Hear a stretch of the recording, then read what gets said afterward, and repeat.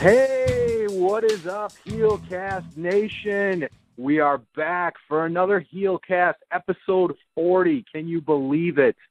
Wow, 40 episodes in already. Before we start, I would just like to give some props out to the King of the Mountain podcast. Make sure you guys check them out on YouTube. They're doing some great things over there. Check out TNA Mafia Chef. Follow him on Twitter. He also does his own podcast, so make sure you listen to him as well. Also, all of our content will be on tnaasylum.net. You can also find us on iTunes, YouTube, SoundCloud, and many more, I believe, ones that I can't even think of right now. But those, for sure, you can check us out there. So anyways, very, very, very interesting week in TNA. We have some news about TNA and their financial backing situation between Anthem and Billy Corgan. FK9, what do you think about that? Wow, TNA dude, you sound really different this week. You got a cold or something? Oh, just a little bit. Yeah. All right. I haven't really been paying attention to this whole thing because, frankly, I'm kind of just sick of hearing about it and waiting for it to be over. Apparently the story is that Anthem have bought out Billy Corgan and they've reached some kind of settlement and that Billy is now out of the picture completely, which kind of depressed me as I was really hoping that he'd convert that the money that was owed to him into 36% ownership like he was teasing, so he'd at least still have a seat at the table. Now apparently he does not, which is really unfortunate because a lot of us viewed Billy Corgan as like the only light in the darkness at this point. And now it seems as if the company is going to continue on with the same infrastructure in place, the same people in charge, same people running things, which is, again, really friggin' depressing because Dixie Carter was the one chiefly responsible for putting the company in this financial black hole in the first place. And, okay, now apparently they've got Anthem, pumping cash into the company, but if nothing's changed as far as leadership is concerned, who's to say they're not going to wind up back in the same exact place 6 months or a year from now after Anthem gets sick of funneling money into a company that's not turning a profit? It's just they got a financial backer, really. That's it. And they've kept everything as is, except they kicked out Billy Corgan, who seemed like the only sane person of the bunch. Okay, Gaburik's still there, Dixie's still there, so they're on a little bit more secure of a financial platform for now. And that's about the only positive spin you can put on this. They've got a financial backer for now, but unless they make big changes to the company, they're still going to have all the same problems they had before. And it's just a really kind of unfortunate situation without Billy Corgan there. It's rough. Thank you, FK9. Sorry I didn't really introduce everybody. I'm Hurls. I am not TNA Dude. Maybe you thought I was. I got a little different sounding voice than TNA Dude. I hope so, because I don't think anybody can copy TNA Dude. Guy's got a great voice. Anyways, we also have Numero 47. He's had a little bit of a hiatus lately on the Heelcast, but he's back tonight, and he's here to bring you his expert analysis. Numero 47, what is your thoughts on this story with Billy Corgan and Anthem? Well, first of all, I'm glad to be back, and hey, you could have fooled me, Hurls, with your whole TNA Jew impersonation. But going back to the news at hand, I was one of those persons who was just kind of really upset every time we kept hearing all of these, court drama happening between TNA and Billy. That's not even putting all the lawsuits that keep coming up into place. But as we found out this week, Billy sort of announced via Twitter that he did reach a settlement. And, I can't say I'm really a big fan of Billy, I guess on his TV character persona, just because I found him very monotone. But I know he was very cool with most of the roster, so it is disappointing to see him walk away right now, just because I feel like he had really good intentions with TNA. That's why he invested into the company, because he wanted to see it flourish and grow more than it already was, more than it wasn't able to reach. But, I just don't know what Anthem sees in TNA for them to keep investing all this money in after seeing how Dixie sort of played it out before. So it worries me as to what's going to happen in the future. But, hey, TNA managed to survive yet another year, so I'm impressed in that sense. All right, folks. We may or may not have DK Drake joining us as well. So, DK Drake, yes. Are you there? What is your thoughts on the Billy Corgan versus Anthem buyout that we just had this past week? Billy Corgan out of the picture, Anthem now the sole backer of TNA.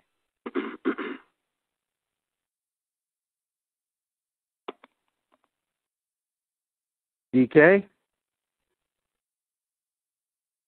All right, looks like we don't have DK right now, but maybe he will join us a little later in the show. I'll just give my input. I think it's a double-edged sword here, because TNA had one of the best creative runs they've had since maybe 2009 with Billy Corgan on the writing team. He's done a remarkable job. I'm not exactly sure everything he did, but you could definitely tell he was an innovator and he wanted to try different things. And a lot of those risks that he wanted to do that Gaburick was most likely against, they panned out. I don't think we would ever have this Broken Hardy stuff if it was not for Billy Corgan. So we got to give Billy Corgan a lot of props for some of the stuff he did in TNA this past year. I thought it was really well done. It's unfortunate that this whole situation came about. It almost kind of seems like Dixie Carter played Billy Corgan just so she could keep the tapings going, never really wanting to give him his money back or never wanting to sell the company to Billy Corgan. So that's just a shame. Now, the positive for this whole deal is it looks like they got some financial stability from Anthem. So Anthem is obviously they own a lot of different companies, one being Fight Network in Canada. I believe they also have some streaming capabilities, which could definitely be beneficial to TNA in the future, especially with how everything's going with streaming networks like the WWE Network.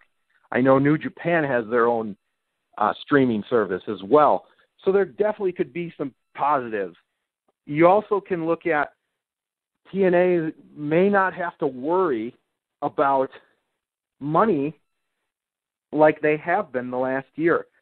So the only thing, though, I will say is I'm not very excited to see what I was kind of hearing how Anthem was going to run TNA. Yes, they probably are going to do more live events, which is awesome. We're going to talk about that the next story.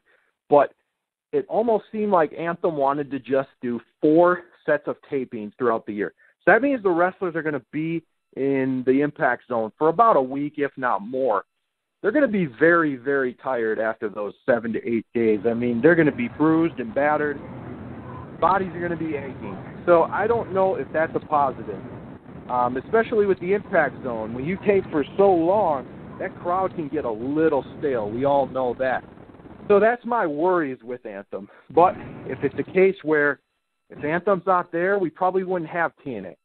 So I will take it. I would rather have Billy Corgan still remain with the company. It's a shame that this all went down, but it really sucks that this had to happen. But you know what? I'm going to give TNA in 2017 fair shot. Hopefully they don't let me down. Anyways, so our next story was kind of continuing off of that story, Anthem and TNA had a conference call. They all got together. Dixie Carter introduced the Anthem owner, who's also going to be working with TNA on a close basis, which is good. But one of the main things in this conference call that was brought up was bringing back live events, which I know that they had issues in the past with their live events, but I think this is a good thing. Touring's always a good thing. Make more money. But anyways, FK9, what are your thoughts on live events coming back for TNA? Oh, they're going to be running live events again? Okay, cool. Talk to me when they'll be running live events that they actually advertise. Okay, true story. I've been to several TNA live events over the years, and I've been to like 3 or 4 of them. You know how many ads or commercials or whatever that I've seen for all 4 of those combined? 0. I didn't see a newspaper ad, a TV ad, an internet ad. I didn't hear a radio ad, nothing.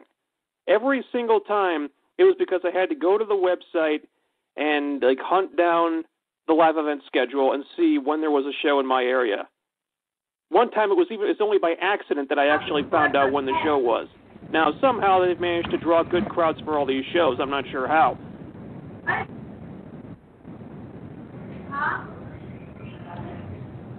Yes, TNA has had a lot of issues with their live events in the past. Sometimes they'll draw all right crowds, but sometimes they're not going to draw hardly anything at all to the point where they've had to cancel them. Numero 47, what do you view with the TNA live events coming back, and how would you like to see them change from how they used to do live events?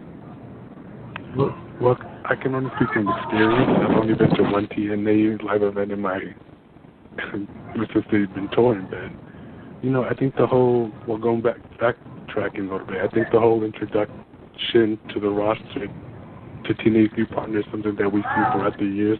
We've seen it when they first came to Pop. We've seen it when they were on Destination America. So, that's sort of not really new, but I think anytime TNA can find a way to make a profit is a good thing, because we know they're not making anything off the Impact Zone. We know the one-night onlys aren't that. I'm not sure what the numbers are, but I can't imagine them making much profit of it. And the regular pay-per-views are only done 2 a year, so anytime they can make a profit is a good thing. My only concern is if they tour again, how much of a turnout is it going to be? Because, we've seen TNA's name sort of run through the mud this year. I'm worried that there's some kind of taint already to the brand. I'm just hoping that whatever fan base that TNA can still manage to maintain will reach out and, sort of support any events that are out there that TNA tends to host. Like, I think the fans are still out there, but they've got to advertise in order to reach them. It's something they don't like to do. Yeah, DK Drake, what is your thought on TNA bringing back live events, and how do you want to see them change? I keep getting dropped here, but as far as the live events, you have to wonder, this is what broke them in the first place. So I'm just wondering, they've got a new stream of revenue and everything, but, they have a lot of debts to pay off. There's a lot of lawsuits going on. This is how TNA ended up where it was financially, kind of like in the first place. So I'm a little wary of them doing live events, depending on what the schedule is. They should not. I don't want to see them going to venues where they can't sell out either. That's the other thing. You can't have them you're going to live events and then you get those shots on Twitter or wherever of half-empty crowds or mostly empty or whatever or something. So I think they have to be really careful if they're going to do this about the venues that they pick, the amount of live events that they do, but I will say TNA, live events have always had a great reputation in terms of how they react with the crowd and all that. So I want them to keep the sort of interaction with the crowd and letting the superstars a lot, greet the people, and do that kind of stuff, and sort of kind of keep that and touch on that. But like I said, I'm just really wary of them doing live events again so soon after getting this new stream of revenue. I just hope they have it all planned out. Yeah, DK, it sounds like you're in the middle of a anti-Trump protest over there, man. And financially, so we don't. Anyways, yeah, my thoughts on the live events. It really depends. Like, they've had a lot of issues advertising these live events, and it's hurt them for a lot of different places they tour. Now, by me, when they had a live event back in 2014 was the last one they had here in Racine, Wisconsin. They actually got a pretty good crowd. I think we had about 1,100 people at the event. So that was a good crowd. The thing is, they go to these other towns, though, and they would only draw like 300 to 500 people, sometimes even less, sometimes more. But TNA's got to do a better job at advertising. That's where I hope Anthem comes in and really looks at, you know, here are the things that we were not doing well. I think Anthem could definitely be a big piece into them at least drawing a little higher number and at least advertising the thing. That's what we want from you, TNA. We want you to advertise so the fans know about it, so they can come out to the shows. And give us a reason to come out for these house shows. Just don't do random matches. Maybe tie them in with the storyline. They were doing that a few years back with the World Title Series, but we haven't really seen that since.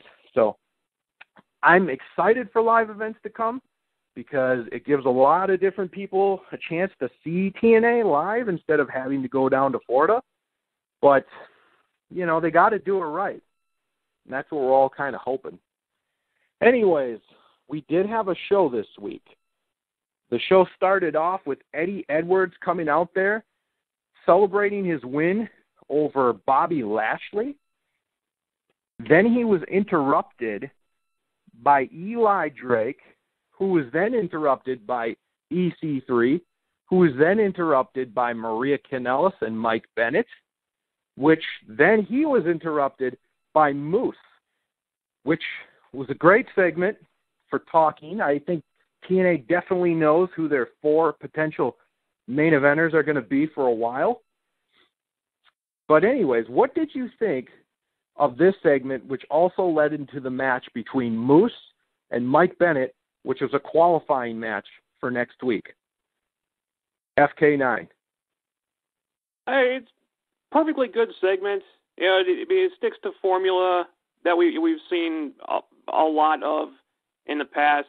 You know, one guy starts talking, and then another guy comes out and says, "Oh yeah," and then just lather, rinse, repeat. Yeah, the promos were fine here. Like I said in my own show, though, I think one complaint that I did have, and I think this is something that continues to be a problem, is that Eddie Edwards kind of faded into the background once other people started showing up. And he doesn't match up well against these big personalities on the microphone. He always seems to be overshadowed, and yeah, that's something they really need to work on with him, so he doesn't. So he can hold up better against these other guys, at least in talking segments. As far as the match, you know, good match, really good match actually. I like that.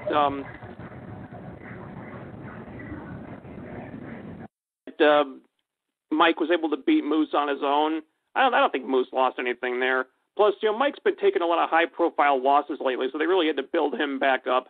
And good that they do it without Maria, if Maria is going to be retiring in the not-too-distant future. So Mike's got to stand on his own. So that's good. Yeah, I'm not crying about Moose not being in the tournament anymore. I mean, he's getting really over really quick, but it's a little too soon for him to be getting into the world title picture. So that's fine. That's not going to hurt him at all. Good segment, good, you know, segue into the match. Yeah, pretty good stuff here. Numero 47, what did you think about the segment and the match between Mike Bennett and Moose?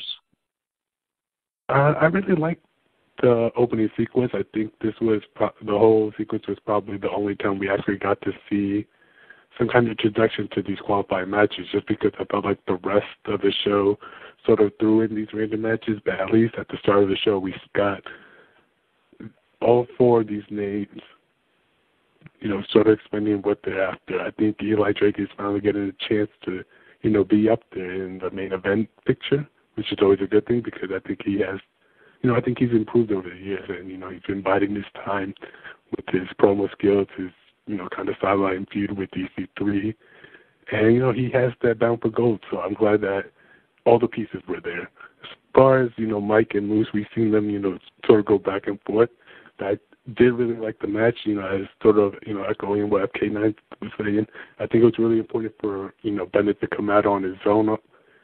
Even if they did have to throw Maria out, it was good to see Mike finally get a win.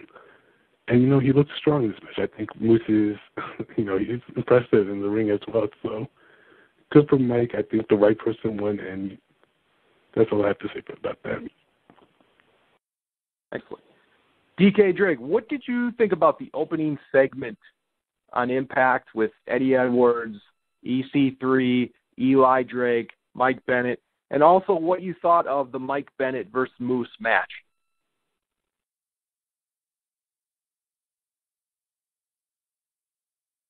All right, looks like DK Drake is too busy protesting, so hopefully he'll come back with us shortly.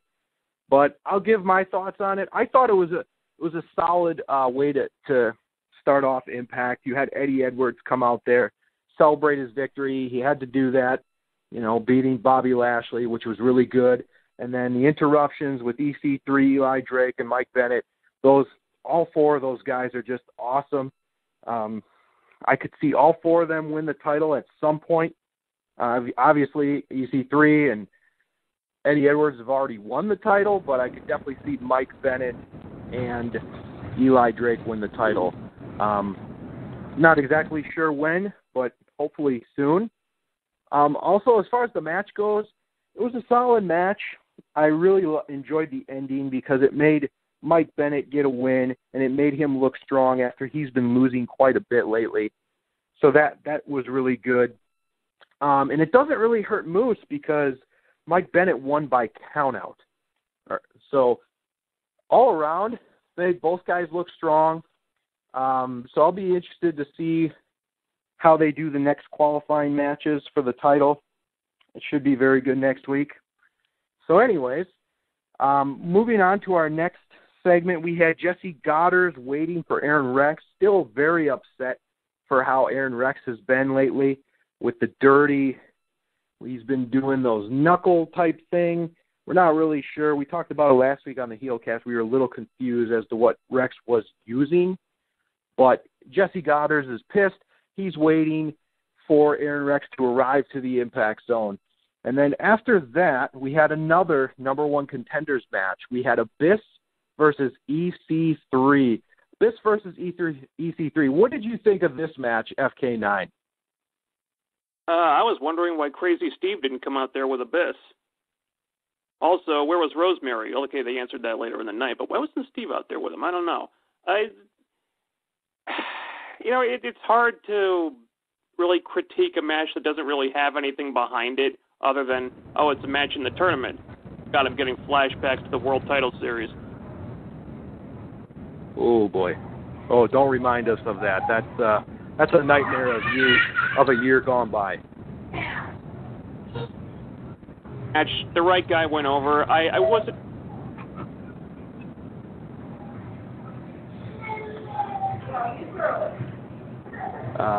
FK9, you're breaking up, buddy.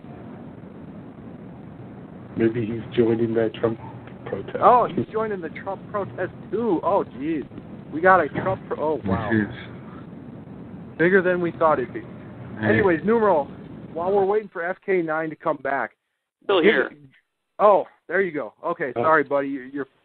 You were having some technical difficulties. Why don't you say what you just said? I'm here, too. I just had a lot of technical difficulties. I was fine with the match, fine with EC3 winning. I think he needed to win. My only problem was I think Abyss should have passed out instead of tapped out. Because much like Mike Bennett, the Decay have also taken some losses recently. Plus, they've been kind of marginalized since Bound for Glory. They haven't been appearing regularly, and they haven't won a match since before Bound for Glory. So I wanted to see more of an effort to make them look strong, even if it's just Abyss out there by himself. Okay, a competitive match with EC3, that's good, but Abyss tapping out still left a bit of a sour taste in my mouth. I don't think that should have happened. I think he should have looked stronger than that. Numero, what did you think of this match? I thought it was a really decent match. I don't know. It's hard for me to kind of criticize Abyss when he's on his own, just because I feel like Abyss is a veteran in TNA. I think he's been through a lot already, but beating somebody like Abyss is sort of like it doesn't have much value behind it. So going into this match, I was expecting EC3 to win. I'm glad that EC3 won via submission. I think that was different as opposed to the regular pin. But again, I just hope that Abyss sort of sticks with the whole Decay formation. So because I feel like I never see him. Can never see him climb back up the ladder as a solo performer. Maybe he will, but I appreciate Abyss for everything he's given in TNA. But again, I just feel like this match was just sort of a way to get EC3 back into the title picture because, again, this match sort of felt like there was no explanation as to why Abyss was qualified for this mini tournament. Yeah. Right. Well, We're going to go to DK Drake. Your thoughts on this match? Yeah, I'm all kinds of having all kinds of technical difficulties, but I thought this match was almost forgettable. I think both Numero and FK9 said, I expected Abyss to lose. There was really no drama or tension here. I didn't like the tap out, not just because Abyss is a member of the Decay, but because Abyss is supposed to be Abyss. He's supposed to be your big monster guy, and lately, just tapping out Abyss just in the middle of the ring, it doesn't sit well with me, but it is what it is. They wanted to get EC3 over strong, and they accomplished that. I don't know. Abyss is a solo wrestler. I don't know where he goes from here. I think he's better with Crazy Steve in tag teams right now. But it was an okay match. It just wasn't anything too memorable, aside from Abyss tapping out, which I didn't like. Yeah, Abyss was dominating this match early. He actually got some more offense than I actually thought he would against EC3, but EC3 made the comeback. Abyss, he gave EC3 a couple choke slams in this match. He definitely put the hurt on. But I also agree, I don't think he should have tapped out. I don't really care when big guys tap out. I think if he would have just, went to sleep, basically, passed out, I think that would have done a lot more for this match than EC3 making him tap out. Because EC3, he's really not a submission guy. Not at all, really. So I didn't really care for that aspect. Yes, it was a little predictable. I figured EC3 would win. But I am happy that Abyss at least got some offense, because we've seen him out there sometimes and, he just gets beat within the first 3-4 minutes. So I'm glad that he put a hurt on EC3, but ultimately I feel the finish probably should have been a little different. But it was good to see the fans were once again behind EC3. So, he's definitely one of TNA's top face, if not the top face of TNA. So moving on from that, we had Jeremy Borash in the center of the ring. He calls out Gail Kim. Gail Kim wants to make a special announcement. She calls out Jade to come down there. We all kind of knew where this was going. I guess we didn't really expect the DK to come out and attack Jade and Gail Kim. What looked to be Gail Kim saying she was going to retire, but it looks like it was kind of a false retirement speech. FK9, what did you think of this segment with Gail Kim possibly announcing her retirement and trying to pass the torch to Jade, but only for the DK to interrupt. Well, first of all, I love that the Al Snow Tribunal Mahabali Sheriff segment was so inconsequential that we completely skipped over it. No complaints from me. But what I love even more was what happened here. First of all, I kind of have a big problem with anybody saying that Gail was trying to pass the torch to Jade. I'll consider it a passing of the torch when she actually jobs to Jade. Yeah, we know that Gail doesn't like jobbing to people very much for some reason, but yeah, that's when I'll call it a passing of a torch, because it doesn't count if you're just saying, oh yeah, this girl that the company has shoved into the back seat and barely featured on the show for months. Yeah, she's the future of the division. She's really important. Unfortunately, Gail's words felt kind of a disingenuous, or really disingenuous. I like that she was saying them, but the company's actions when it comes to Jade really don't support what she was saying. And then she goes into the teasing of the retirement speech, which again I really didn't buy at all. Only to be interrupted by Rosemary and the Decay, and this is where the segment got awesome. Okay, first of all, it's not a sneak attack or anything. It's not a surprise attack from behind or anything. They didn't jump out of the crowd and get the jump on them. No, Rosemary just walks right up to them, and there's this underappreciated moment that I haven't seen anybody point out where she actually stops Steve and Abyss. She turns around, she tells them, no, stay here. Don't get in the ring. This is me, okay? I'm doing this. You guys just hang back there. Be cool. Let me handle these two. And then she just gets in the ring, and she destroys Gail and Jade like a fucking boss. And this is the Rosemary that I've been waiting to see since pretty much the day she debuted. Just the unstoppable killing machine that she should be portrayed, that a character like this should be portrayed as. She obliterates Gail, destroys Jade. The only thing the guys did was they held Jade down so she could hit the Van Terminator on her with the trash can. And in one segment, like 3 minutes, Rosemary establishes herself as the biggest heel, the biggest threat in the knockout division. And it's like, this is what I was waiting for. God damn it, I've been waiting months for this. This was fantastic. I love that Rosemary is finally getting a shot at the title in the knockout division. The one thing that concerns me now is that now she's in the path of the woman that I've dubbed Jane Cena for obvious reasons. Now, if this is being done because they're completely behind Rosemary and they're ready to push her like the phenom that she should be, then great. But if they're just positioning her to be fed to the Gail Kim meat grinder because Gail Kim needs an opponent to be fed to her, well, that's not good. That's not what I'm looking for. I want to see, because if Rosemary is going for the title, I want her to win the fucking thing. That's another thing I've been waiting a long time for. So I'm crossing my fingers as far as that goes. But I love this segment. I wasn't buying it when Gail was trying to put over Jade because, again, it just rang completely hollow to me because the company just hasn't backed it up. But once the Decay showed up, everything turned awesome. So I'm really excited for what they do with Rosemary from here.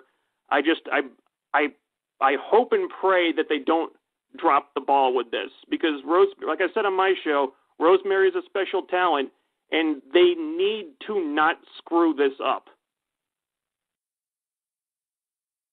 Numero, the man of the knockouts. You're going to have a tough act to follow right there. FK9 gave a great review of that. Numero, what's your thoughts on this whole segment? Well, for me, this was my favorite segment of the night. Sort of going back a little bit, I think this is probably the first time we've actually seen Gail and the knockout title in a month's time, you know what I mean? Just because, so that was sort of questionable for me, We've seen the title, sort of lose some prestige this year, which is pretty unfortunate. So to sort of see the title come back to light was supposed to be a big deal. And for Gail to come out and sort of hint of retirement was, sort of questionable. I like the setup for all of it just because it made the title seem more important again. I don't buy it for a second that Gail is going to retire. I think it was just more so to set up for Rosemary's attack. But for them to use Jade to sort of, I guess you could consider Gail's successor, is I guess I don't know how to describe it. I guess it's a nice gesture, but my take on this is Jade has the talent to sort of be that top babyface of the Knockouts division, but TNA just haven't really utilized Jade in the right way. Her last match was back in September. That was for that gauntlet match for Bound for Glory, and other than that, she's been, in the back burner. Her title, Jade's, reign as Knockouts champion wasn't all too memorable. So I don't understand how TNA, I guess how Gail can sort of say that Jade is going to be the future of the Knockouts division if she isn't utilized that way. But I understand why they did it, to sort of allow, Rosemary to come in and do her thing. And I think Rosemary sort of, I guess saved the segment because she just unleashed her fury. I loved the Black Mist. Gail really stole that really well. I think her attacking Jade just sort of shows why Rosemary, for me, is like the knockout of the year. Even though she hasn't been active, she's been consistent. She's drawn interest among the fans, and I'm really excited to see her finally step into the Knockouts division. I just hope that, the ball doesn't drop just because we've sort of seen what happens when these new Knockouts finally get pushed into the division. After, they get on top, they just go nowhere and they fall. But I'm really excited for Rosemary. I know we're all fans of hers. And, here's hoping that all good things happen for her. DK Drake, what did you think of the full Gail Kim retirement speech? I'm not sure if I know she's injured, so I'm sure that's has a lot to do with this, the way this segment was done. And maybe they finally looked at the people on the internet and said, hey, there's a lot of people that want Gail to step out of the spotlight, at least if not retire. Maybe this was kind of a way of, teasing that, kind of, trolling people. I'm not sure. I thought, the problem with Gail is she's not very good on the mic. So even if she meant those words about Jade, she has a hard time making that come across. And it didn't really come across. It came across as kind of a rehearsed speech that she was saying. It came across very flat. I will say that I think if you look at Jade's tweets and some of her interactions, she's someone who respects Gail Kim a lot. So this may have really meant, I thought her reaction was, this clearly meant something to her, I think. And I like the fact that the crowd started to chant Jade, started to chant for her. So maybe, there's something they can do. As far as passing the torch, well, they don't have anybody to pass the torch to, really. The closest thing they have is Allie, and from a wrestling standpoint, her character isn't ready to assume the torch. So if they're going to pass the torch, they just bring out the face that's been your best wrestlers, and there seems to be, I think there's mutual respect between Gail and Jade. But the segment just really got incredible when Rosemary showed up, and Numero and FK9 said, this is what I've been waiting for. This is what a lot of people have been waiting for Rosemary, is to enter into the Knockouts division and make a statement. And she made a statement, and it's also interesting to note she didn't say a word. She's so good on the mic. I kind of, when she showed up, I was expecting her to say something, but she just went in there and just kicked butt and tapped Gail out in the middle of the ring and did the coast to coast on Jade, and it was awesome. And she showed why she is. She made her case for being the future of the Knockouts division, and certainly, this opens up all kinds of things, and matches with Gail, perhaps matches with Jade, and possibly Rosemary getting a title run, which I hope they do. And FK9 is right; they should not be feeding her to Gail. I hope that's not the plan. They hope that it's scenario where if they're going to make her have her go for the title, she should go over and be a dominant champion and hold the belt for some time, and be someone that you start to wonder, is there anyone in the knockouts division who can stop her? And she has the ability, the character, and everything, and the aura to pull that off. And she'll do great promos, and who knows what she might do with that belt too. She might want to make that look more in her image. So there's all kinds of possibilities here if Rosemary is your champion. So I love this segment. Yeah, this segment was very interesting. I wasn't buying Gail Kim retiring. I feel like she could probably go another 3 more years, maybe even 5. I wasn't buying that whole aspect. Passing the torch to Jade part, which they kind of made it seem like, I'm totally on board with that. But as everybody stated, we got to see Jade more often. She doesn't wrestle that much, and we haven't seen her in quite some time. So if we're going to make Jade a priority, we got to start making her a priority. We got to be featuring her in matches, and she needs to start going over people. With the DK, Crazy Steve, Abyss, and Rosemary coming out, that was what we needed from Rosemary all along. I liked what they did with Rosemary, where they didn't really have her in the Knockouts division. They would have her in some mixed gender matches. She'd wrestle every now and then on a Knockouts knockdown. But this, to me, was her statement of saying, hey, I'm coming into the Knockouts division now, and there's going to be nothing you can do to stop me. And her giving the F5 to, was it Jade? It was Jade. Yeah, her giving the F5 to Jade was awesome and just terrorizing Gail Kim. I love the part where she's beating on Gail Kim and Crazy Steve is holding down Jade. It just made you really want to dislike the DK right there. But they're also doing their job. So it was great to see Jade getting cheered, and I can't wait to see what happens next in this feud.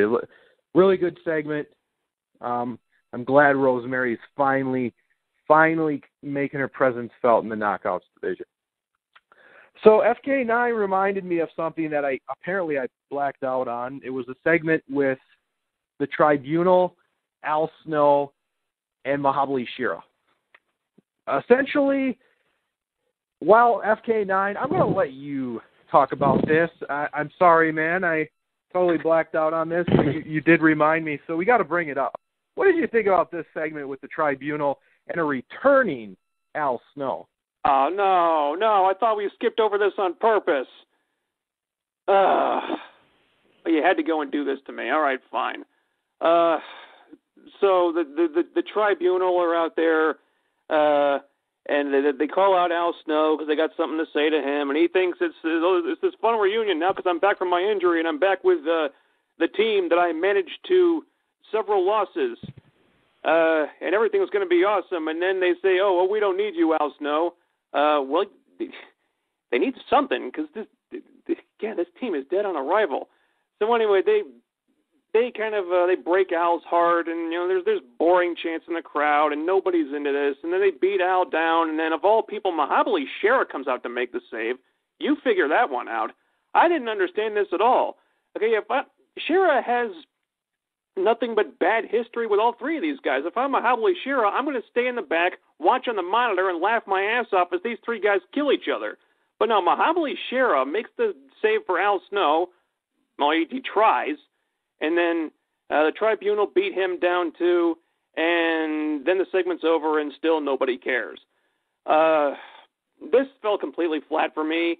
I think this was TNA doing the bare minimum of what they had to do to just give Mahabali Shera a spot on the show to appease the people behind the Sony 6 deal, and then just get it out of the way. I cannot believe this storyline is still going on. I thought it was done, and the Tribunal moved on to something else, and then that ended really quickly, and now they're back to it, I guess because they don't have anything else for these guys. I just don't care. I never cared about this feud, and now it's still going, and I guess now we're going to have Al Snow team up with Mahabali Shera for some reason? Why?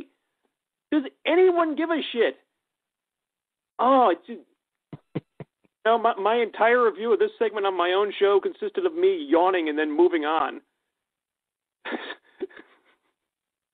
Numeral 47. I'm sorry, man. I got to keep setting you up to follow that. But what did you think of this? It's going to be pretty hard to top FK9 right now. But I don't know. I felt like this was pretty a low point of the show for me. First of all, Al Snow coming back as a babyface. You know, Al Snow coming back in general is a big question mark. You know, for me, the only good, I always try to find the positive in everything. For me, the only good thing was the Tribunal finally, I guess, quote unquote, looking dominant. Just because, you know, we know that they haven't had a successful run in TNA since they debuted it. But at least they, you know, got their licks in, even over Mahibla Shira. But I don't know. I just felt like there was a lot of questions raised in this segment. Even with Mahibla coming out to sort of save Al, I just don't understand why the continuity, you know, there was no continuous stories. Even if we were going to look back at their history, they, as you know, as I said, they were feuding beforehand. So I just would rather them end the segment, end the storyline, and just move on peacefully. PK Drake, Al Snow making his return. Yeah. What did you think of this segment? I'm going to quote FK9 on his show and just go, That was just like a waste of, that was filler. It was a waste of however many minutes. That time could have gone to something else on the show, make a match longer, or bring out somebody that we actually care about or something. This was, I mean, the Tribunal, I mean, the last time we saw them, they got beat by the Hardys and then wasted by the DCC, and Mahibla Shira got beat by Mike Bennett, and Al Snow is, I get that Al Snow is like, he's their trainer now, he's training the superstars of the future for TNA or whatever and all that. I don't know how that's going to work out now. They've lost their TV deal in England, but or in the UK, but whatever. But there was just like, just no reason to do this show. This show, I mean, I guess if they felt people needed a bathroom break, that filled that segment or something. But this was just, it was nothing. It really didn't feel like anything. And I mean, it just points to how like absolutely decimated their tag team situation is. That they were like going with the Tribunal and then throwing Al Snow and Shira into this tag team and possibly Grado and Robbie E. I mean, these aren't like the new tag teams we wanted, people. So it's just sad and not really worth commenting on too much more than that. So that's it. You know, this was very confusing, like we all three said. The only positives was at least they kind of explained why Al Snow was gone after he got put through the table. I did appreciate that, I guess.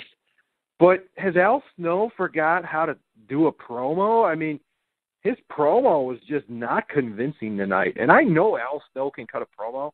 I've seen him cut promos in ECW. I've seen him cut promos in WWF at the time. He can cut a pretty darn good promo.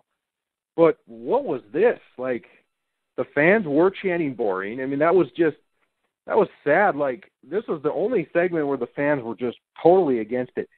The only thing I will say, too, though, I did like how the Tribunal does the kick to the nuts. That does at least make them look a little menacing. However, I don't know what them beating up on Al Snow and Shira is going to really do in the long run. They got to get a little more tag teams, beat some more credible tag teams. Maybe they're going to try to do that. I don't know. But as far as Shira coming, yeah, that made absolutely no sense. I don't know what Shira's motivation is for this. Maybe he felt sorry for Al Snow. I'm not really sure. But, you know, why couldn't we just get Sanjay Dutt to do this? If we really need an Indian wrestler to come back, can't we get Sanjay Dutt, at least a guy who's got tremendous amount of talent? No offense to Shira, but I don't know. This guy's been here for a while now. I just haven't seen him improve. And if I have seen him improve, it's very, very slim. So anyways, that was that segment. On to the next segment. We had a triple threat X Division match with the winner advancing to the number one contenders match. It was between DJZ, Trevor Lee, and Rockstar Spud. FK9, what did you think of this match? I think it was really nice to see an X Division match that was not a Team X Gold match. Because I like a good six-man tag as much as anyone, but I still don't understand what this Team X Gold thing even is. Good match. I think DJZ hit some really nice moves there, especially that one thing off the ropes that I couldn't even describe. But the poor guy damn near broke his leg on that crowd barrier when he dove over the ropes that one time. Oh my God! I've wanted them to. He was selling that for the rest of the match, and I'm pretty sure that was not a work. Like he was seriously hurt there. I've wanted them to move that crowd barrier back a couple feet for years. They got to create more space around there. But yeah, it was a good match. Once again, way too short, as most of these X Division matches tend to be. They gave the Tribunal Shera Al Snow segment more time in this. Let that sink in for a second. I would have loved for them to give this more time. It was good while it lasted. I am kind of feeling bad for Rockstar Spud. It seems like he's just the go-to guy right now every time they need someone to take a pin. But he's really talented, and they should have something more for him than that, you know. Hey, good to see Trevor Lee get a win. Now maybe hopefully they can find something for Andrew Everett to do, or possibly debut Caleb Conley at some point. Who knows? Trevor Lee wins. He won't win the tournament, but it's nice to see him get a win under his belt since he is a former champion, even though they don't seem to remember that at times. Numero, what did you think of the Triple Threat X Division match? I think this was a really good match. I think it was refreshing, to see all these sounds finally, mix it up. That wasn't a tag team match because we've seen plenty of those already. I really like Trevor Lee's moveset here. I think he's introduced some power movements. I think he's a really well-rounded guy. He can fly, he can throw in those power moves as well. I wish that we would see more of these kind of matches, maybe sort of just with more time, just because I think the X Division still has some life in it. I think there's still some talent. We see that in this match. So I just hope that we drop the whole Team X Gold thing. That was my biggest thing, that we don't drop the whole Team X Gold and just sort of move on and, bring in Mandrews, DJZ, Rocker Spud. Just let them all go out because we see that they have what it takes, to get the fans excited. So those high spots were there. It was a fun match. And, just give us more of this, TNA. DK Drake, what was your thoughts on the Triple Threat X Division match? I thought it was a really good match. It was like everyone said, not enough time. They could have taken that Snow Shera Tribunal segment exited out completely and given this match that time, but they didn't do that. But I was really impressed by Trevor Lee in terms of his power moves and picking guys up, tossing them around. They really made him look like certainly a legitimate threat in the X Division. I know he's a former champion, but he hasn't really necessarily been booked as strong for that. Like FK9 said, they seem to sometimes forget about that. It would, so I do like him going into the tournament. It's just kind of sad that we had this great X Division match that doesn't seem to have any ramifications for the X Division. I mean, DJZ didn't put his title on the line. There's no talk of who the next contender for the X Division title is going to be. It's all kind of like the X Division's in limbo with this whole Team X Gold thing, which makes no sense. But whatever it is, it's, to me, they can just scrap that, and I would be perfectly fine with it. But this was a good match. It was it was nice to see everyone hanging there. It's nice to see Spud in a back and wrestling again in some singles matches or not part of a tag team. It is too bad he has to eat the pin because he is one of the more entertaining just individuals in the whole company, not just in the X division. But I know hopefully they have something for Rockstar Spud to do in the future that's just more than just kind of being the comedy guy and eating pins. But it was a good match.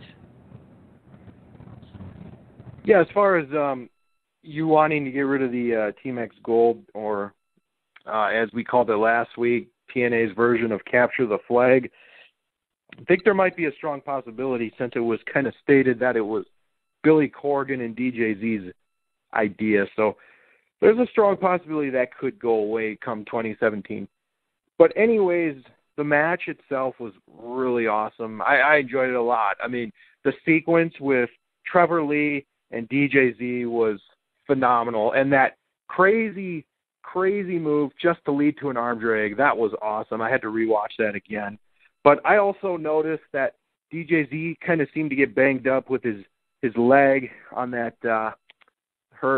flip dive on the outside there. Looks like he got his leg on the guardrail, so he was limping the rest of the match. But I was really happy with Trevor Lee getting the victory because I felt like he needed it more than the other two did. I mean, you could argue Rockstar Spud as well, but I'm a huge Trevor Lee fan, so I was really glad to see him get the win, and he just did some awesome moves as well as DJ Z did. And even Rockstar Spud with that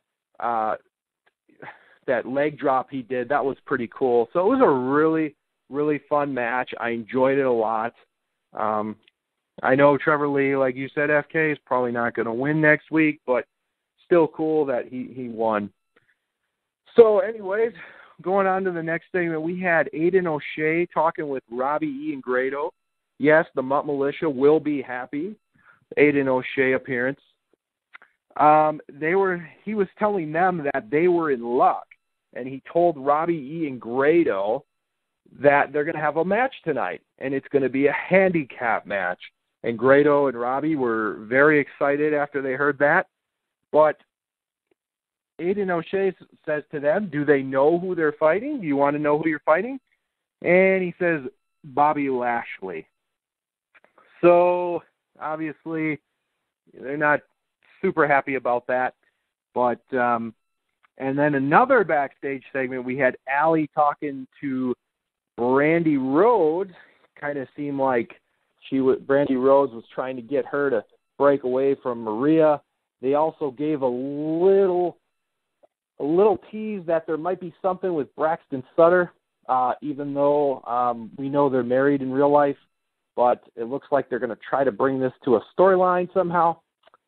So Brandy extends the offer, but Allie says she cannot accept because Maria is the one who pays her.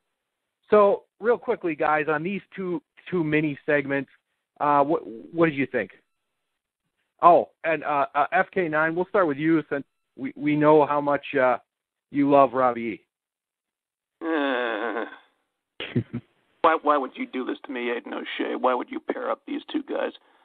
Oh, my God. Okay, I have a question for you, first of all.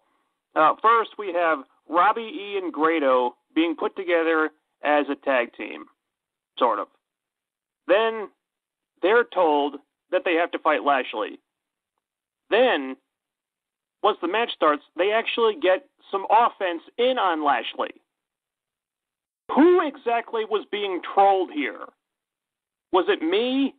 Was it Grado and Robbie? Or was it Lashley? I've been asking myself this question for a couple of days now, and I still don't know. Oh, my God. I think it was all of us. Yeah. Good question. Look, I have no idea why we're seeing Robbie and Grado being paired up for the second week in a row. Are TNA actually considering making these guys a team? God help us.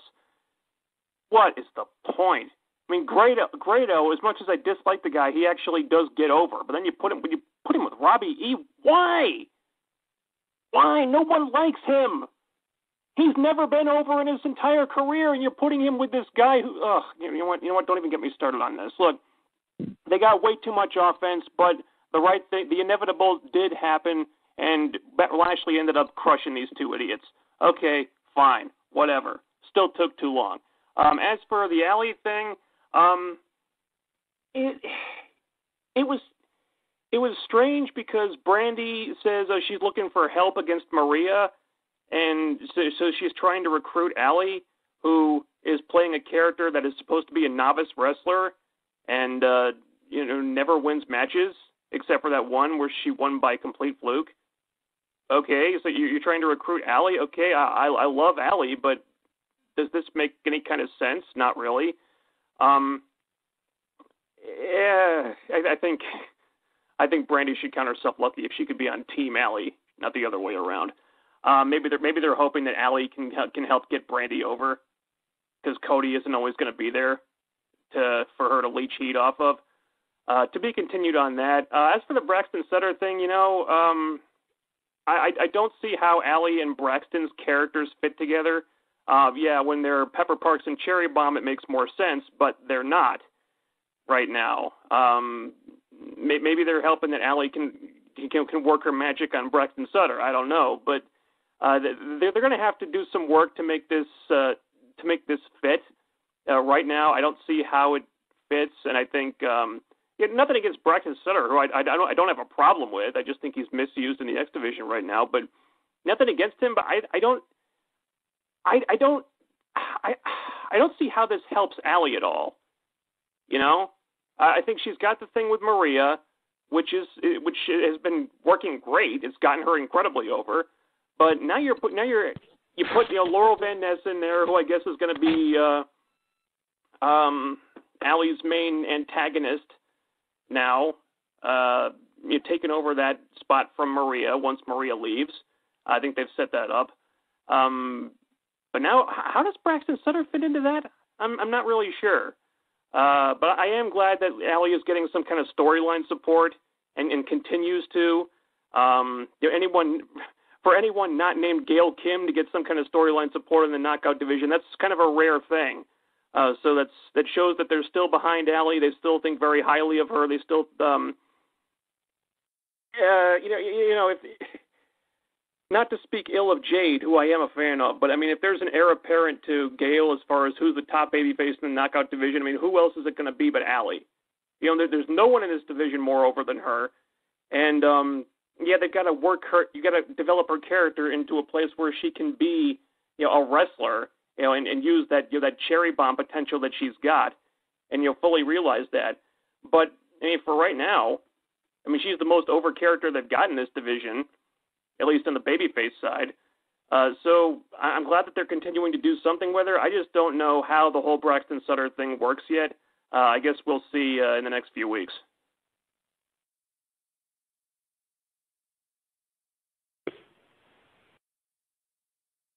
My whole take on the whole Lashley and I guess Greater versus Robbie E segment was, I don't know, for me it was just sort of to show that Lashley is still this, powerhouse, hungry, destroyer. Even if he is taking on two guys that are Robbie and Great, I think it was just more so to show that he's still got what it takes to destroy anybody in his way. So again, for me, no surprise here. Lashley got over. I think he looked strong in this match, even though he did take a couple of, hits, but that was sort of expected in a handicap kind of match.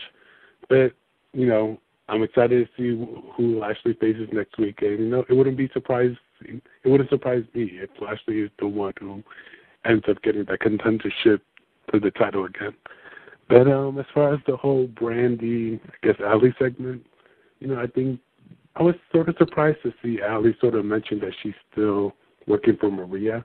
I thought that TNA was finally, starting to split them apart.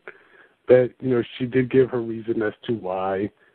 I would have liked to see Allie, completely separate herself. But I guess if we're going to tie this whole thing into Braxton, the only connection I can make is that whole Laurel Van Ness sort of kind of flirting with Braxton as we've seen in the past week. So maybe that's the connection that they'll make with these three superstars. But I just kind of want to see how Brandi's going to further her feud with Maria, since she wasn't able to recruit Allie. I'm pretty sure she's going to probably tap Madison's shoulders next. But that's the only other name I can see, with Rosemary, Jade, Gail doing their own thing. So it'll be interesting to see how they sort of play all that in the coming weeks. Oh, but I don't know. Maybe it'll be Raquel. That's another name I forgot to mention. But where has Raquel been? I don't know. I think options are there, but it may not be the best options. But let's just see if we can get some kind of story behind this.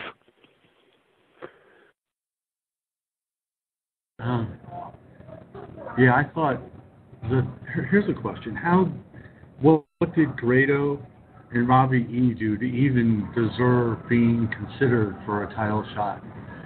I mean, just to begin with, just to even get this opportunity. And last time we saw them, they were destroyed by the DCC. I don't understand.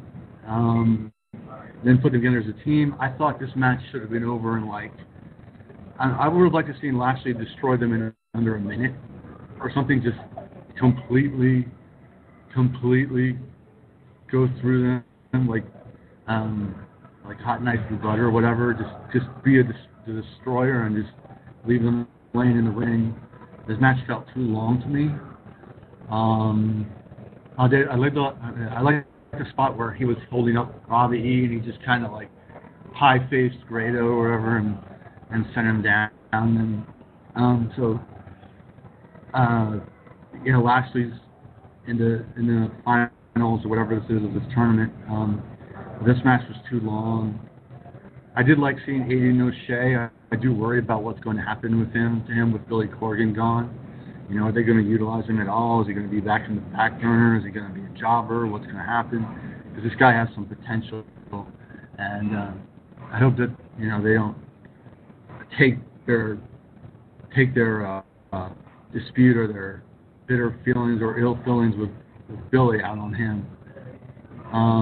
As far as the Allie Brandi segment, first, once again, Allie is gold. I mean, I bought everything that she was saying. I understand why. She stood up to Maria, but Maria's still signing her paychecks. And so I understand why she's not fully rebelling against Maria yet. And yeah, it didn't make a lot of sense for Brandi to be looking to Allie for help. But then again, maybe it's more about her just looking for Allie to try and break out and get out from under Maria's thumb. And maybe it was like a thing where she's hoping that Allie rebels, whatever, that it will distract Maria or something. I don't know, something. But or she just feels sympathy for Allie and wanted to help her out. But I mean, as far as where this goes, I guess either Raquel somehow or Madison Rayne are the only women left for Brandi to team with. Whenever I'm not excited. I don't know if it's going to be like Chelsea and Sienna, I assume. If that's going to be a tag team match, then I don't know. I'm not really excited about those prospects. So, but as far as the Braxton Sutter thing goes, I agree with Numero. I think the tie-in is the Chelsea flirting with Braxton Sutter, and also we saw a brief interaction with a few weeks ago with Allie and Braxton. So there is something there, and I did like the line that Brandi had. The two of them looked adorable together. That was good. So we'll see what happens with that. I just don't have a lot of hope for a feud if Brandi Rhodes is going to be and Maria are going to be the centerpiece.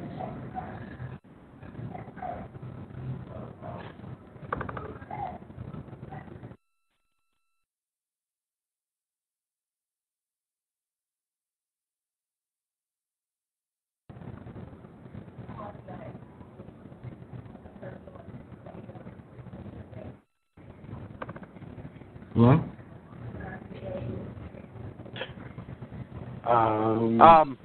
Yeah. I was just going to say that both of these segments really didn't do much for me. Pairing Brandy with Allie was a little confusing, but kind of like what FK9 said, I think it was just a way for Brandy to kind of get that rub from Allie. That way it kind of rubs off on her, because with Cody's not being there, I don't think she can carry it by herself at this point. So that's pretty much the only way I see them doing this with Allie. As far as Braxton Sutter and Allie, I'm not exactly sure if Allie's going to manage him at some point. It's definitely possible, but we'll just have to see. As of right now, it really doesn't do much for me. Braxton Sutter really hasn't shown me a ton, and I haven't really seen a lot of his CZW stuff. So, he hasn't done anything bad. He's just kind of there. So I kind of want to see more of what Braxton Sutter can do. As far as Grado and Robbie E, teaming up, I thought it was really random. It just kind of seems like they're trying to split apart the bromans again, and they're going to revert Robbie E back to a comedy character. It just seems like they don't know what to do. I honestly, if you don't like his comedy, you're not going to like the guy at all, because that's pretty much what he does. They tried to make him go solo, and I thought it was actually his match with Jesse Goddard at Slammiversary 2015 was actually pretty good. I actually didn't mind that match, but as fast as they were going to make them two go in their separate ways, they joined them right back up together. So now it almost seems like the bromans are done, and now he's going to do this thing with Grado. So I think Robbie E, you may not like him, but I think the booking has definitely not helped his cause. He's trying to do all these different things where TNA just can't find a direction for him. So I think some of that is TNA's fault with their creative department on that. As far as the match itself with Bobby Lashley, I was a little surprised at how much offense they did get in. I guess they kind of wanted to make them look a little stronger than they've been showing. But, what I really loved, too, was when Bobby Lashley had Robbie E up in the suplex, the stalling suplex, and then he just shoves Grado out of the way while he still has Robbie E up in the suplex. I thought that part was great. But, obviously, Bobby Lashley gets the win with the spear. So, I'm glad with the result, but I was also surprised at how much offense Grado and Robbie actually got. So maybe TNA is actually going to use them a little more than we think, and they're not just going to be your standard jobbers. So going on to the next segment, we see Aaron Rex riding in a car in the back as he's showing off his grand championship. He has his ring towel that he's talking about. He's shining up the grand championship. He acts a little creepy with the title, saying the only thing it's missing is his reflection, and that they're one now. He apologizes to the driver for arriving at the Impact Zone because he knows Goddard wants to talk to him. So he says to the driver maybe it's because he wants to congratulate him for beating him. So then these two, Jesse Goddard just keeps saying he wants to kick Aaron Rex's ass, and they get into a brawl in the back. FK9, what did you think of this segment? I think Jesse Goddard's got out of the bromance at the right time. Good grief. I'd much rather see Jesse Goddard than something like this. I like what they're doing with it. I definitely prefer Aaron Rex as a heel, because as a face, he was coming off as like kind of generic and bland. I don't think it's his fault. I think he's just a guy who excels at playing a character, and they hadn't really given him one yet. She's showing more already. Now he's basically a heel now, and I actually like the line about the belt.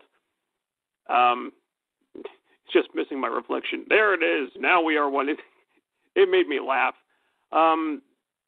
The only problem I have is the beatdown was fine, and Rex, running away. Okay, cool. The only issue I have is I'm not sure where else they can go with this feud. They've had a couple of matches in this Grand Championship format, and they haven't been bad, but I'm not sure it lends itself to a lot of possibilities if you're going to be having multiple matches, because he's using like the brass knuckles or something on his hands or whatever to win, and you're just going to continue with that. I don't know. I think there needs to be a little bit more story here.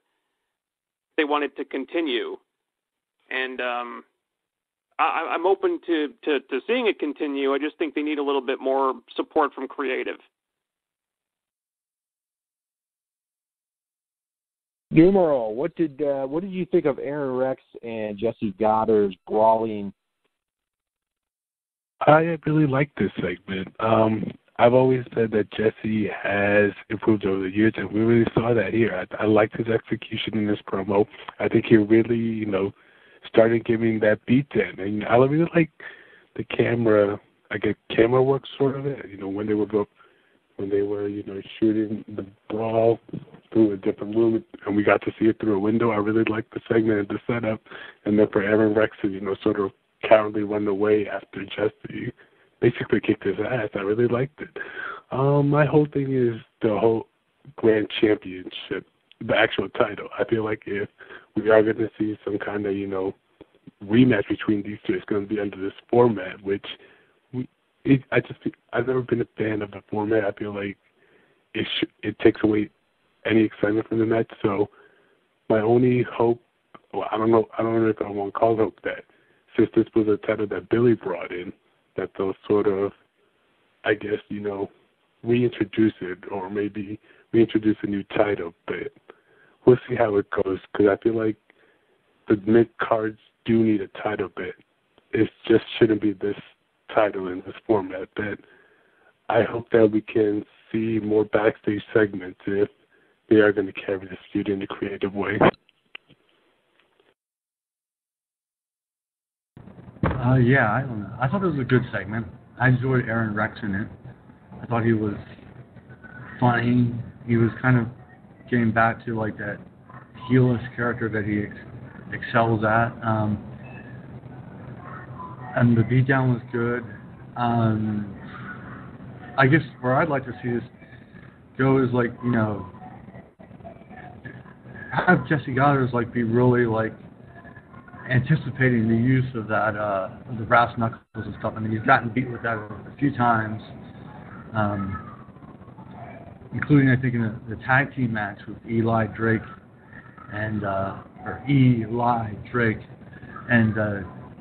Aaron Rex against EC3 and Jesse Goddard. So I'd like to see him be a little bit more prepared for it, and not if Aaron Rex is going to beat him again, let him beat him in a different way. But just don't do the same thing over and again. As far as the title goes, they need to establish how you become a contender for this title, where they need to have other matches to become contender. If they're going to keep going with this, just throwing people in and all the matches are just the title matches, I don't really think does the title any favors. I'm willing to still give it a chance because it's still pretty new, and I want to see what Aaron Rex can do with it and what whoever beats him can do with it, eventually. But I'd like Aaron Rex to really establish the title and have a good reign with it, and do some character work with it, and just kind of give this title some life.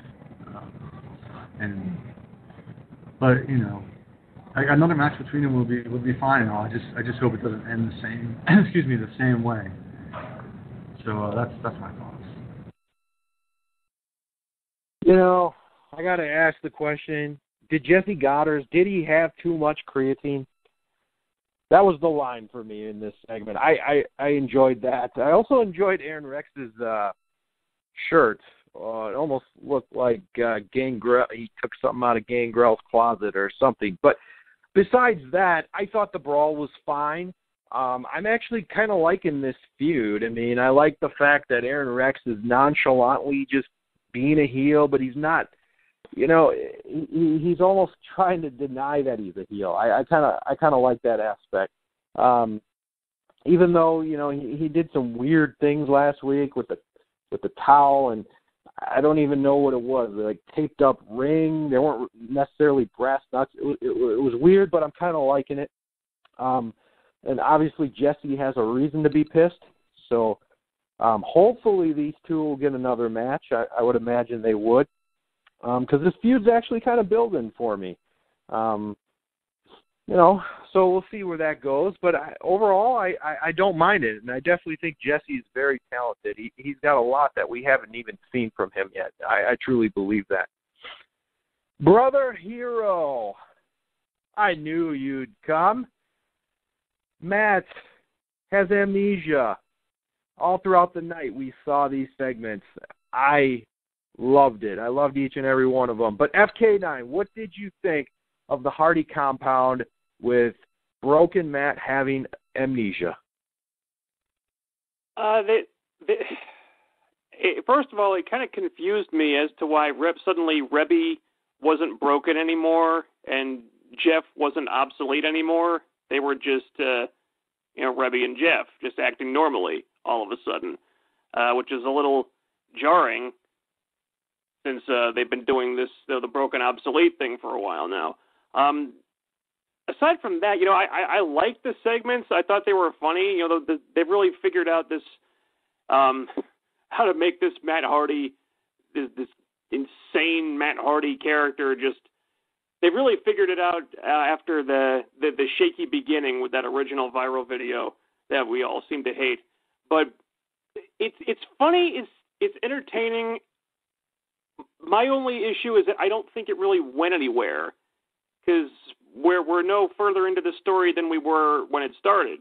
Okay, we see, it's funny they're trying to get him to sing along with the theme song, and he doesn't know what they're doing, and he's dressing like Mr. Rogers, and he's just acting confused, and they're trying to make him go into the lake of reincarnation, but no, it's too cold, I don't want to. And yeah, it's funny, but again, the story doesn't progress. In the end, Jeff just goes off to the impact zone by himself, and I guess Matt is just going to continue having a broken brain. It's a way to get the Hardys on the show, which is fine. You don't want to leave the Hardys off the show since they're the most buzzworthy thing you've got right now. I just wanted to see a little bit more storyline progression there. But I enjoyed the stuff. It felt a little bit fillery to me because they didn't seem to advance anything this week. Numero. So I'm normally one who's not into these whole Broken Hardy segments, but I really, really liked what they pulled out this week. I thought it was hilarious. I thought it was, something that I could get behind. I was totally singing the whole "I class myself," the whole theme song. I was just so into it. I think even the whole working class kind of line, I think the pieces were there.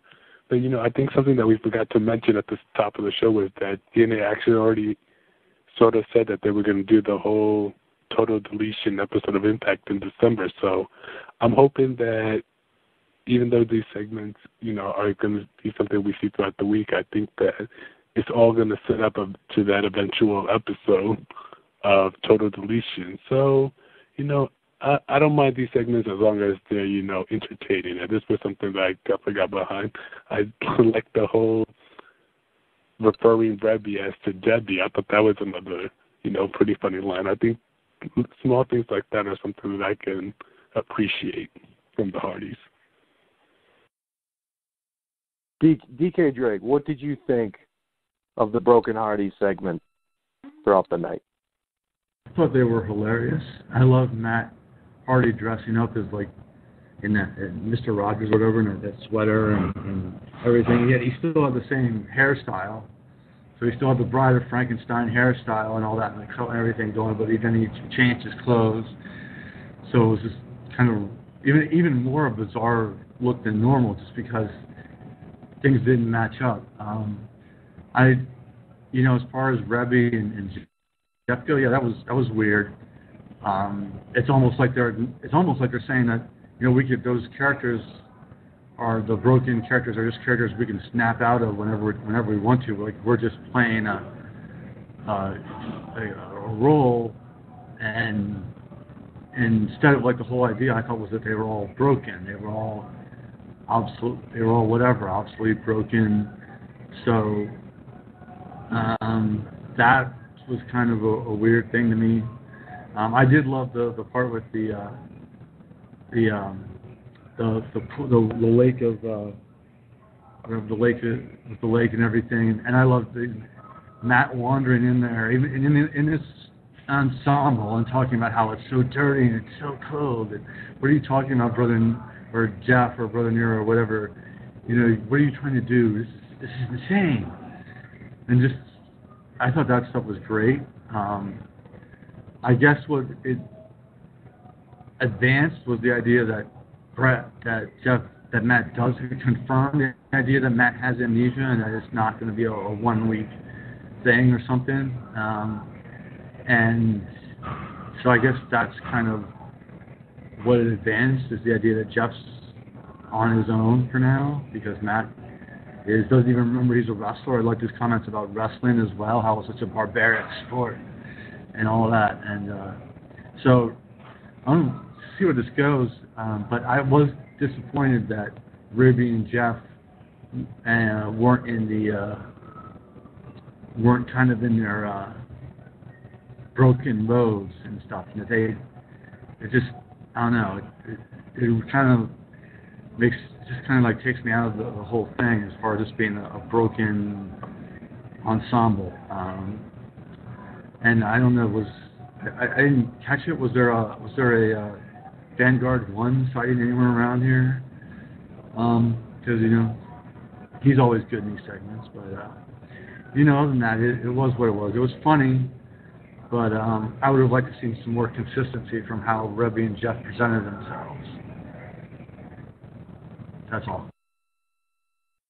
Yeah, I thought Senior Benjamin was pretty funny. He had his mind on his money and his money on his mind. But I think my favorite line from these segments was Matt Hardy saying he was an engineer and he truly was a blue-collar man. I thought that was funny while he had a white collar on. But, it was a little confusing that Rebby and Jeff were not in character. I did find that a little different, but I think, it kind of set its purpose of Matt getting amnesia. He's not going to go back with them to the Impact Zone. So I'm not exactly sure how he'll snap out of it, but Jeff and Rebby, or Jeff, I know at least that he's going back to the Impact Zone to face the DCC. So that'll be kind of interesting to see how that all plays out. I mean, it definitely leaves you with another cliffhanger, which, what you're supposed to do. It keeps the fans wanting more. And ultimately, like you said, Numero, it's going to lead to the total nonstop deletion episode that we're going to get hopefully at the end of the year. I know we didn't really bring it up in the news segment, but TNA basically confirmed that the total nonstop deletion episode is going to happen. So we don't need to worry if the tapings were not going to get funded, or the whole episode wasn't going to get funded, because I know that was up in question for a little bit. So anyways, moving on, we had our main event, which was Eddie Edwards versus Eli Drake. Eli Drake using his Bound for Gold title shot to face Eddie Edwards. FK9, what did you think of this match, the main event? I liked the match. I liked seeing Eli Drake be competitive with the world champion without having to resort to the chicken shit stuff. I like that they're moving him away from that and trying to make him, I guess, more of a competitive and formidable character. I guess that's the first step towards making this guy a main eventer like he has the potential to be. I don't like how he used this Bound for Gold title shot basically as a way to spite EC3. When he cashed that thing in, I wanted it to be because he wanted to cash it in, because at the time and place of his choosing, not because of a feud that had nothing to do with the world title. But as long as it has some kind of impact, no pun intended, as long as what happens in the match matters and has like lasting repercussions, at least as far as the EC3 feud goes, then I guess it's okay. It kind of seemed to get forgotten as soon as what happened after the match. So I don't like how Eli Drake kind of disappeared from that. I think ultimately the segment wasn't really about him. And I guess that's the biggest issue I had with it. Not that it was a bad segment. It was a match. I like seeing Eli Drake in the main event. I just wish the focus had been more on him in the end, I guess. Numeral, thoughts on the main event? I actually like the main event. I think Eli Drake had a lot of offense in this match, and I think this is something I said in the start of the show, that I think Eli Drake has the potential to be a top star. He has the look, he has the mic skills, and I feel like that whole dummy catchphrase is something that fans can latch on to. I think this is the side that I wanted to see us. I know earlier in the year that we saw Eli feuding with Grado, so this is a hell of an improvement, and I want to see more of it. And I guess, I think the aftermath of this main event sort of did take away some of that fire from Eli, but I hope that he can get another chance at this world title, even if it's not through a Bound for Glory, sort of contendership. I feel like he can find his way back up the ranks and, sort of find a long-term feud to be back in the main title picture. DK Drake, what did you think of Impact's main event? I thought it was a good match. Anytime Eli Drake is in the main event, I'm going to be all over that. He deserves to be in that discussion. He deserves to be pushed towards that spot. As far as why he cashed it in, I think part of it was to spite EC3. But if you look at the logic now, it was also that he was cashing in the week after this match between Lashley and Eddie Edwards, and he was thinking that whoever won, particularly if it was Eddie Edwards, was going to have be beaten up and be ripe for the picking. Because I guess with the Bound for Gold, you can't just cash it in right after another title match. You have to announce it ahead of time. So that was probably the easiest. I think that's a lot the way they tried to explain it. But I agree that I would have liked to seen him cashing that in and have a lot more build-up. I think this is a big deal, and it should have been treated that way, and I don't necessarily feel like it was. And also, it just kind of goes into how many title matches we've had already in these tapings in these past few weeks. We've had the world title. Lashley lost it to Eddie Edwards. Eddie defended it against Cody. Eddie defends it against Lashley. He defends it against Eli Drake. He's probably going to defend it against whoever the winner of this tournament or whatever it is, whenever that happens. So the world title's been defended a lot. And it kind of takes away from the specialness of a world title match if you defend it too often, I think. But I certainly appreciate Eddie Edwards being a fighting champion. And I know last week on the show that Raven, in fact, was talking about we don't appreciate Eddie Edwards and all of the, in terms of what he put his body through in these tapings and everything that he went through with these long matches and these physical matches. And I think, and from that perspective, Eddie's done a great job as champion. But I still don't know that he has the cachet or the mic skills to really pull off a long-term title reign. I know the ratings, I guess they went down this week. I hope that wasn't because of Eddie Edwards, but it still was a good match. The aftermath kind of outshone it, but hopefully Eli Drake gets his feud with EC3 and gets another title shot in the not too distant future, because this guy does have star written all over him, and that's my hope. I thought the main event was really good.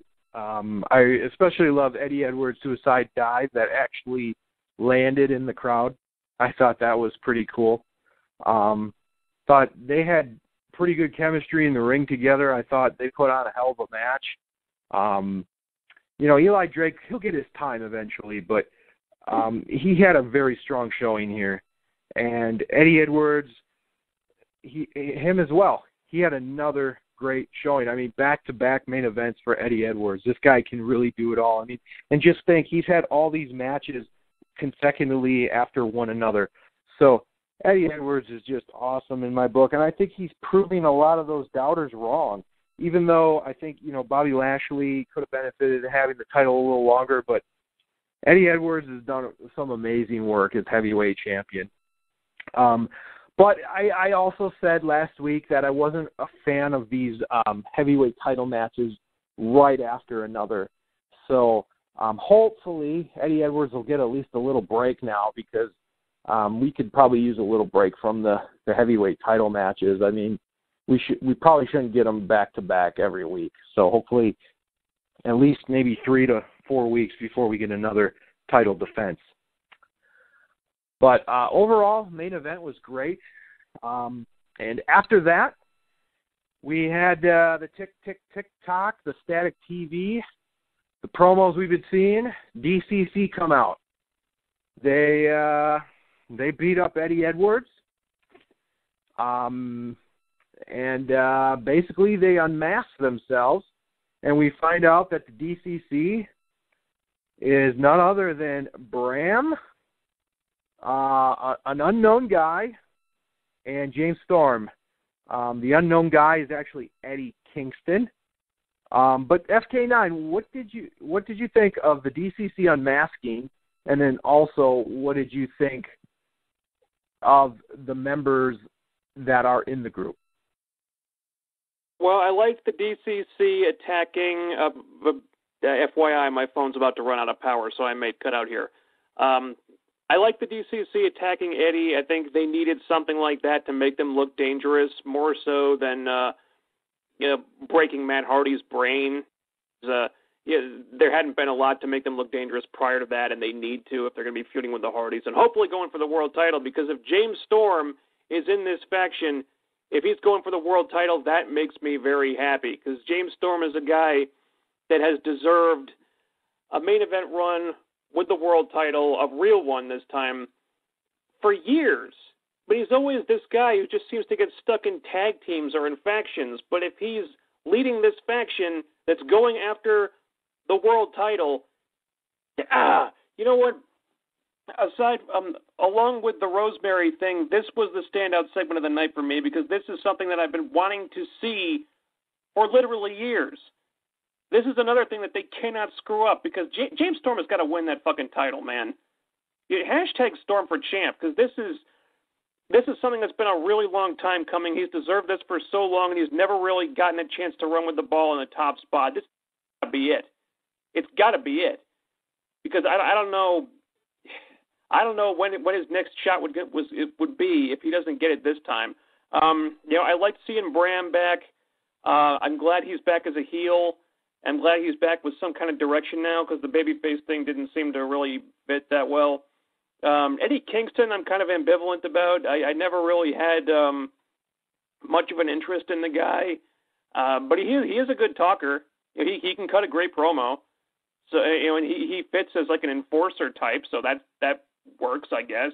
Aside from that, I'm open to him, proving me wrong and kind of taking my interest there. So all right, let's give him a shot. Him and Bram, I guess that'll work as far as like a makeshift tag team is concerned, because they do need more tag teams, and these. I imagine Bram and Eddie Kingston will work better than the did, or Grado and Robbie will, or the Tribunal or whatever. But enough about all that. Hashtag Storm for Champ. I popped huge when he took the mask off. Please let him be the one to take the belt from Eddie. Look, I like Eddie, but I want Storm to win that damn thing this time. It's got to happen this time. It's got to. Well, thank you, FK9. FK9, before your phone runs out, is there any final words you want to say? Hashtag Storm for Champ. Hashtag Rosemary for Knockouts Champ. Follow me on Twitter at TheRealFK9. I post links to all my stuff on there. And, that's it. All right, FK9. Hopefully we'll see you soon. Numeral, what did you think of the DCC, not only the beatdown, what did you think of them, the time that they unmasked, and what did you think of the people that are involved in the DCC that we found out? Well, when this first happened, when spoilers, are out there and they're this, they're this big, it sort of takes away from the excitement, so to speak. So I knew who were under the mask the whole time, but I am glad at how it came across off TV, I am super excited to see Storms back in TNA. I know there was some sort of question as to whether he was coming back or not. I was always under the impression that he wasn't going to come back, but I am glad to see Storms back because I think he has a lot of value. I think he deserves to, be back in the main event picture. And, the only thing I have an issue with is Bram. The last time we saw him, he was being, driven off in a car by the K in the trunk. So I hope that we get some sort of explanation. I think that's one of the biggest flaws TNA has is not really explaining how things, play out. So, I'm glad to see Bram back because, he was another star that we had questions about. And Eddie Kingston, I think he's coming in with a clean slate. So I think him being paired with Bram and James Storms sort of gives him some kind of rub to begin with. So I'm hoping that he gets this chance to sort of shine as part of the group. I think TNA loves factions for some reason. I don't know why, but this is one faction that I'm actually excited to see. I think they made, their impact, no pun intended, this week, and I'm hoping that they keep the momentum going. Awesome. DK Drake, what did you think of the DCC unmasking and the members it includes? Yeah, I love the reveal. I mean, spoilers are spoilers, but I kind of just tried to let myself forget about that.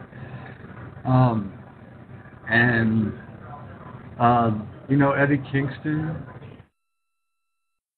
DK? Oh. Maybe he got to him.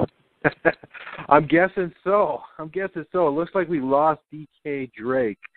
So I'll just give my take on this.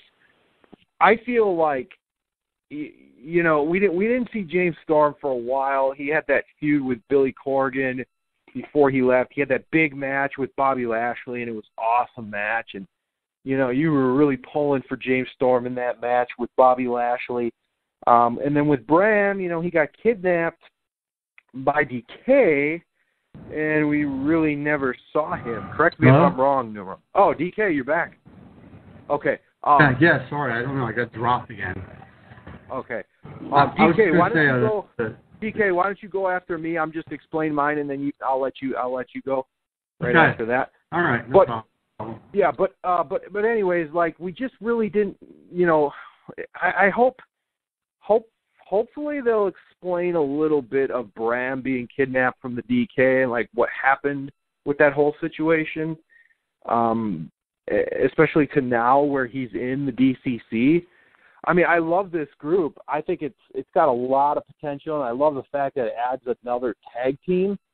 So I'm really looking forward to that. As far as Eddie Kingston goes, I haven't really seen a lot from this guy.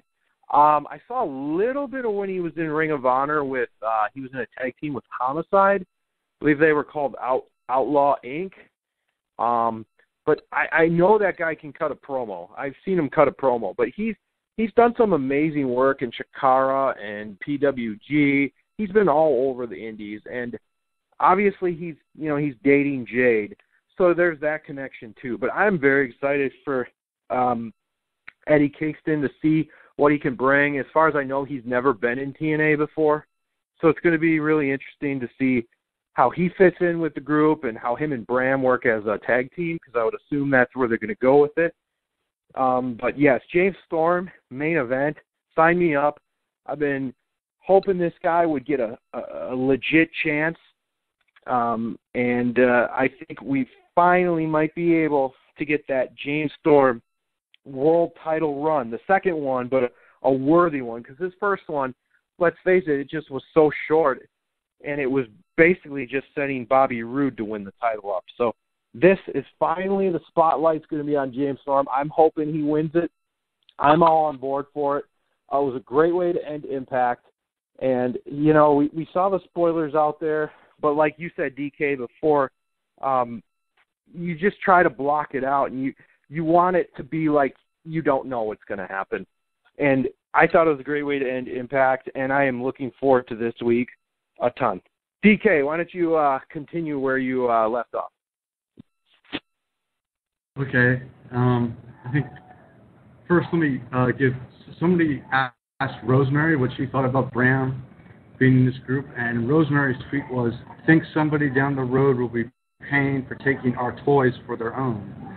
So there might be some kind of follow-up to this whole Decay, or this whole thing with Bram as far as the Decay goes. So that is something to keep an eye on.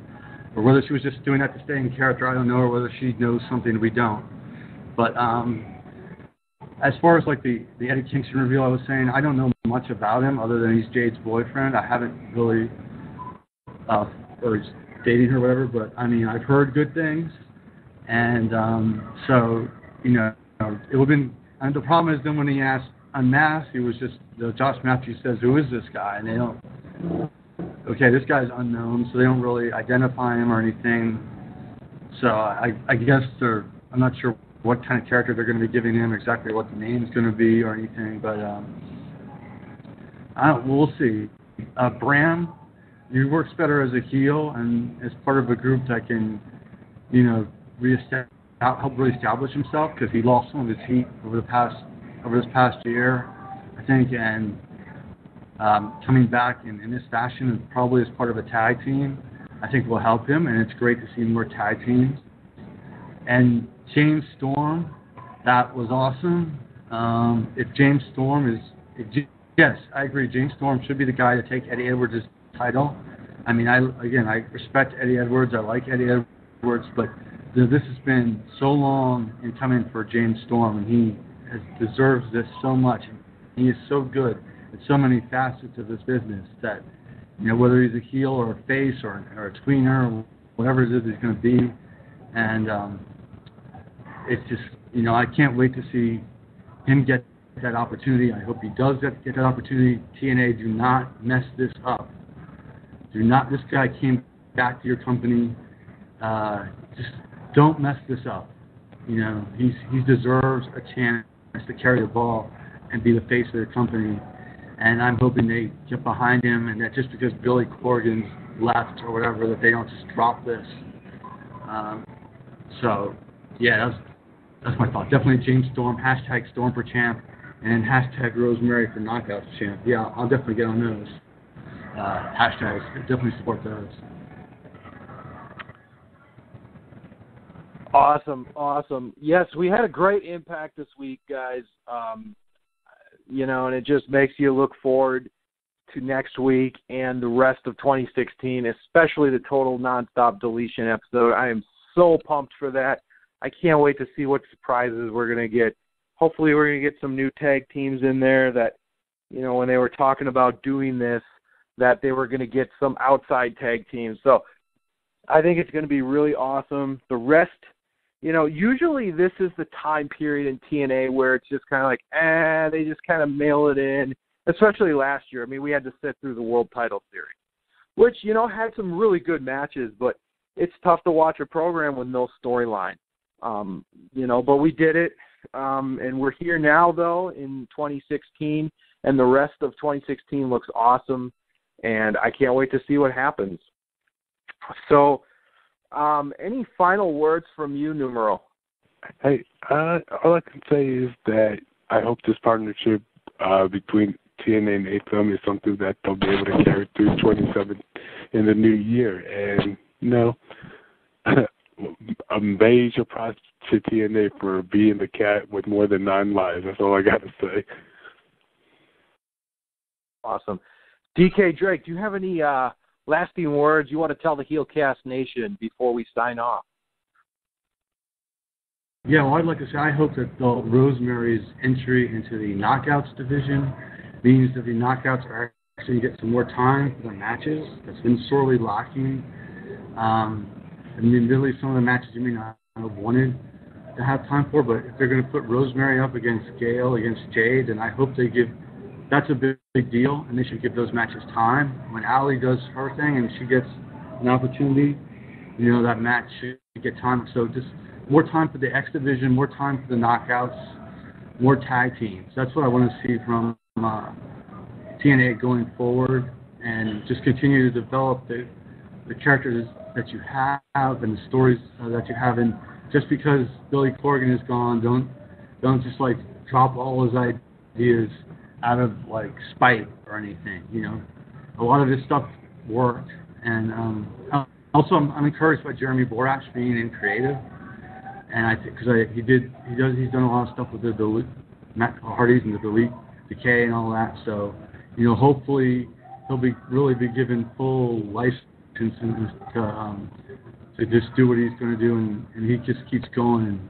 And like I said, #Storm for Champ, #Rosemary for Knockouts Champ.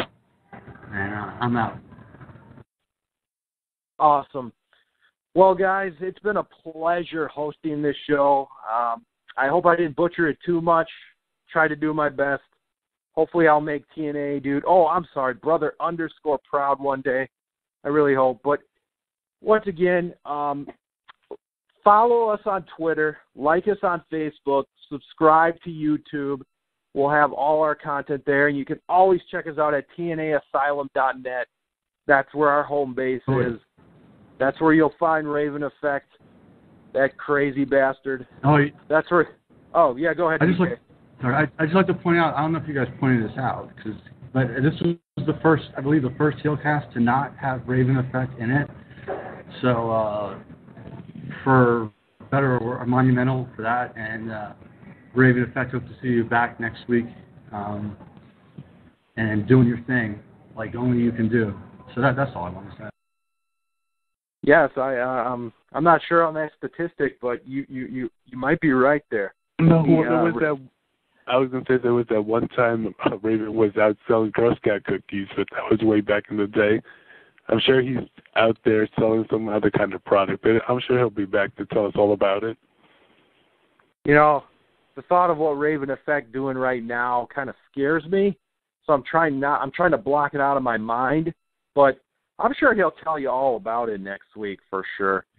But like I said, guys, follow us on all our media platforms. I'll try to have a TNA one night only September review coming up here, hopefully in the next, maybe next week or the following week. I'll get that going for you. And on behalf of the whole Heelcast team, especially FK9, Numero, DK Drake, you guys were a pleasure to do the show with tonight. We will see you on the flip side. We're out. Peace.